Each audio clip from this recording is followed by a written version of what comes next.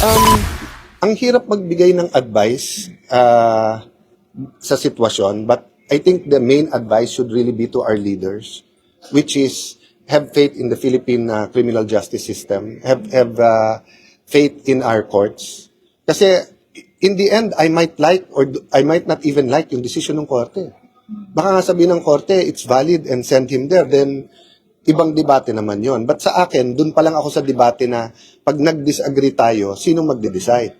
So, for example, na disagree ako na pwede kayong mang-interview dito, lumabas na kayo ng Senate. Even if I was Senate President, ganun na lang ba yon?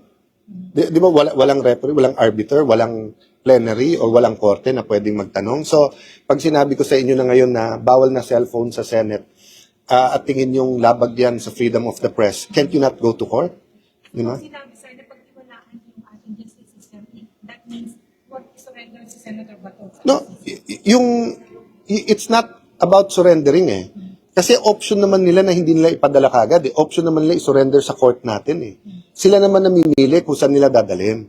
Kaya nga ginagamit yung word na kidnapping. So kung alimbawa ako, hinuli mo ako ngayon, dinala mo ako sa bahay mo. Hindi ako sinurrender sa bahay mo. 'Di ba? Pero kung meron kang kahit anumang papel, sa korte mo ako isusurrender, or at the very least sa police, tapos yung police doon ako dadalhin. So yun po ang alangan talaga sa akin, na may sistema tayo sa bansa na kahit sino pwedeng damputin na lang. Tapos kung saan itapon. The world will continue to progress. There will be a lot of international tribunals. There can be, you're talking about the International Criminal Court. What if we have an ASEAN Criminal Court? What if we have an Asian Criminal Court? Oh, what if we have a Thailand, Malaysia, Singapore, Indonesia Criminal Court? Yung ibig sabihin, kahit anong warrant na lang, hindi ka na pwedeng pumunta sa korte mo, tapos ipapadala ka na lang doon. You have to look at all the possibilities here. So nangyari na nung nangyari kay President Duterte, yung mga antay kay Duterte, natutuwa. Yung mga gusto kay Duterte, nalulungkot.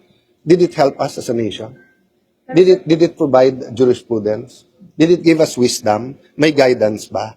Ngayon kay Bato, meron tayong chance. Hintayin natin kung ano sabihin ng korte. Kung kailangan natin pabilisin yung korte, pabilisin natin. Makiusap tayong bilisan nila. So, sir,